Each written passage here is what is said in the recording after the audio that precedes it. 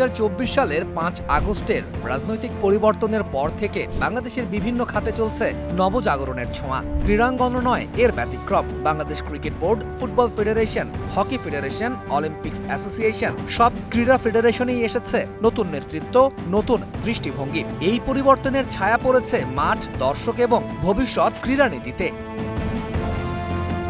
বাংলাদেশের প্রেক্ষাপটে নারী ফুটবলের উত্থান এক অনুপ্রেরণার গল্প। এশিয়ার গণ্ডি পেরিয়ে আফ্রিদারা পা রাখতে চায় বিশ্বমঞ্চে। সাফল্যের মালা গেঁথে বারংবার মেয়েরা লাল সবুজের পতাকাকে উড়িয়ে চলেছে গৌরবের সৌরভে। সাফের সেরারা জায়গা করে নিয়েছে এএফসি নারী এশিয়ান কাপে। পাখির চোখ করেছে বিশ্বকাপকে। সঠিক দিক নির্দেশনা পেলে বিশ্বকাপের মঞ্চেও দেখা যেতে পারে ঋতুপর্ণাদের।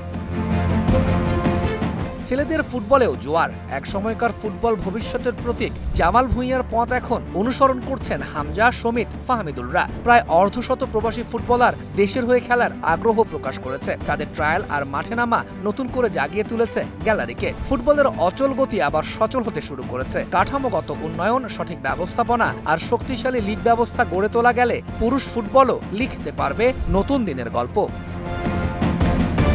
ক্রিকেটে নতুন নেতৃত্ব, নতুন দিক। ক্রিকেট বোর্ডেও এসেছে বড় পরিবর্তন। নাজমুল হাসান পাপন সরে গেলে তার জায়গা নেন ফারুক আহমেদ। পরে দায়িত্ব পান আমিনুল ইসলাম বুলবুল। প্রাথমিক বিতর্ক থাকলেও গ্রাসরুটে তার কাজ প্রশংসিত হয়েছে।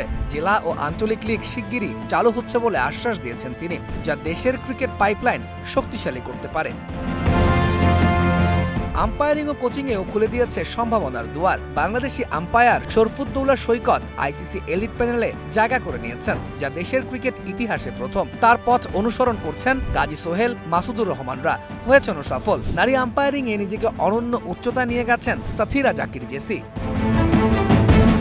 কোচিংয়েও ফুটছে আলোর রেখা। সুজন, সালাউদ্দিনদের পাশাপাশি এখন তুষার ইমরান, আফতাব আহমেদ, আশরাফুলরাও কোচিংয়ে নিজেদের প্রতিষ্ঠা করছেন। দেশীয় কোচদের ওপর আস্থা গড়ে উঠছে। পেশাদার দৃষ্টিভঙ্গি থাকলে ক্রিকেট কোচিং হতে পারে বাংলাদেশে এক সম্ভাবনাময় ক্যারিয়ার।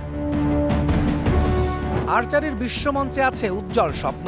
রোমান সানার ব্রোঞ্জ ও বিশ্বকাপ ফাইনালে রূপা জয় ছিল বাংলাদেশের জন্য ঐতিহাসিক। দিয়া সিদ্দিকী, আব্দুর রহমান আলিফদের মতো তরুণরা গড়েছেন নতুন রেকর্ড। অলিম্পিকে অংশগ্রহণের পাশাপাশি পদক জয়ের স্বপ্ন এখন বাস্তব সম্ভাবনা। তবে বাজেট ও অবকাঠামোগত ঘাটতি উন্নয়নের পথে বড় বাধা। সঠিক পৃষ্ঠপোষকতা থাকলে 2028 অলিম্পিক্সে বাংলাদেশের আর্চারি পদক জয়ের সম্ভাবনাও উড়িয়ে দেয়া যায় না।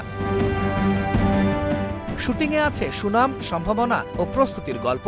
আসিফ হোসেন খান, আব্দুল্লাহেল বাকিদের পথ ধরে বাংলাদেশের শুটিং এখন কৌশলগতভাবে এগিয়ে যাচ্ছে। বিভিন্ন টুর্নামেন্ট, ওয়ার্কশপ এবং হাই পারফরমেন্স ক্যাম্প এখন নিয়মিত। অলিম্পিক্সে পদক এখনও অধরা হলেও এশিয়ান ও কমনওয়েলথ পর্যায়ে সাফল্যের সম্ভাবনা রয়েছে। শুধু প্রয়োজন সঠিক নেতৃত্ব আর পৃষ্ঠপোষকতা।